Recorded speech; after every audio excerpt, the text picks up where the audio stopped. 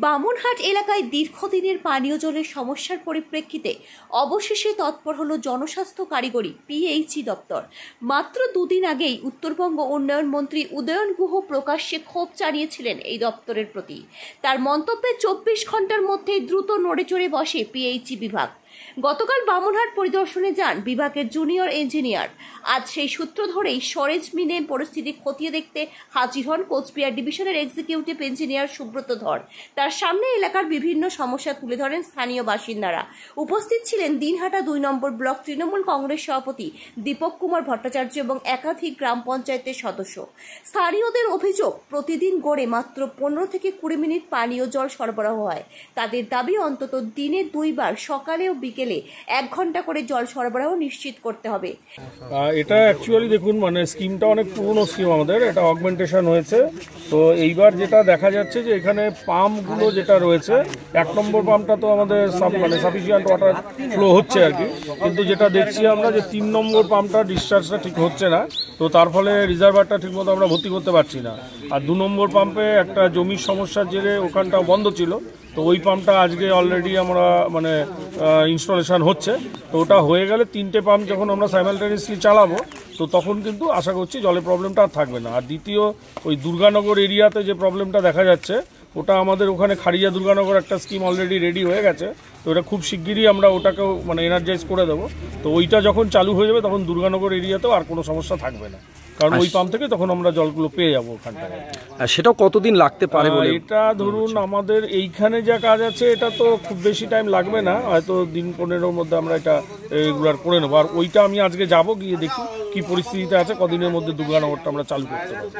আর যেটা 4 নম্বর পাম্পের কথা বলা হচ্ছে, ওইটাতে আমরা যেটা শুনলাম যে পাম্প ক্যাপাসিটিটা কম আছে, যেটা আপনার ডাইরেক্ট বুস্টিং হচ্ছে, তো ওই জন্য প্রেশারটা নিতে পারছে না। তো আমরা দেখি ওটা মেকানিক্যালের সঙ্গে কথা বলে নিচ্ছি, কথা বলে ওটাকে কীভাবে রেগুলারাইজ করা যায় সেটা আমরা করে দেবো আর কি। তো এগুলো হয়ে গেলে 4টে পাম্প থাকলে এই এরিয়াতে জলের প্রবলেম থাকবার কথা নয়। কিন্তু এখন যেটা আছে সেটা মেইন খেয়াল রাখতে হবে যাতে সবাই কলগুলো লাগাতার খোলা না রাখে।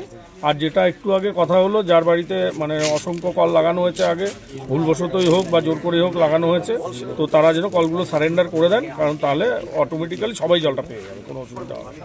আরেকটা যেটা অভিযোগ যে 15 থেকে 20 মিনিট করে জল দেওয়া হচ্ছে, এবং আগে যেটা ছিল একটা টাইমিংটা খুব কম করা ছিল। তো আমরা এখন অলরেডি উপর থেকে ইনস্ট্রাকশন পেয়ে গেছি, 24 ঘন্টা পাম্প চালালেও আমাদের পাম্পের কোনো কিছু ক্ষতিও হবে না বা কোনো প্রবলেমও হবে না।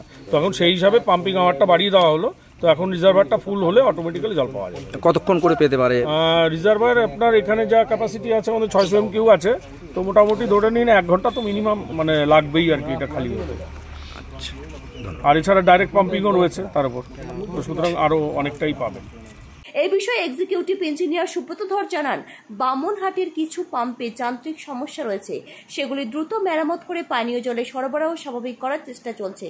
সরকারের নির্দেশ রয়েছে পর্যাপ্ত সময় পাম্প চালাতে হবে। আমরা চেষ্টা করব যেন প্রতিটি পরিবার দিনে অন্তত একবার 1 ঘন্টা করে জল পায়। না, বামুনহাটে এখন আমাদের যে পাইপলাইনের যে কাজগুলো বাকি আছে, যে এলাকাগুলো এখনও জল পাচ্ছে না, সেই এলাকাগুলোয় যত দ্রুত সময় জল কী করে পৌঁছায় ওনাদের ইঞ্জিনিয়ার যারা আছেন, যারা টেকনিক্যাল পার্সন যারা আছেন, তারা দেখে নিচ্ছেন।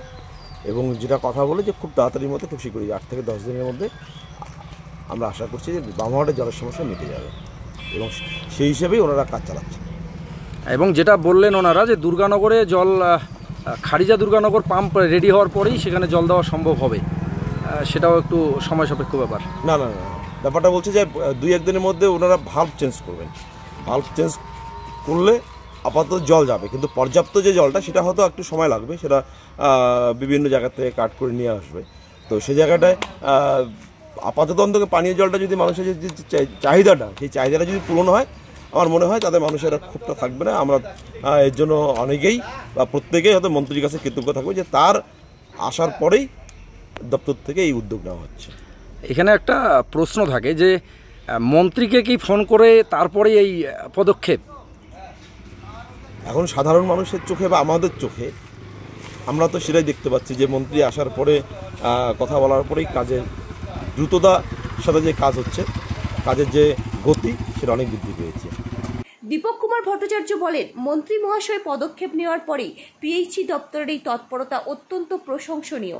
বামনহাটবাসীর তরফ থেকে আমরা মন্ত্রীর প্রতি কৃতজ্ঞ। আশা করছি খুব শীঘ্রই 1 নম্বর গ্রাম পঞ্চায়েত এবং দুর্গানগরের মানুষ পানীয় জলের সমস্যার সমাধান দেখতে পাবেন।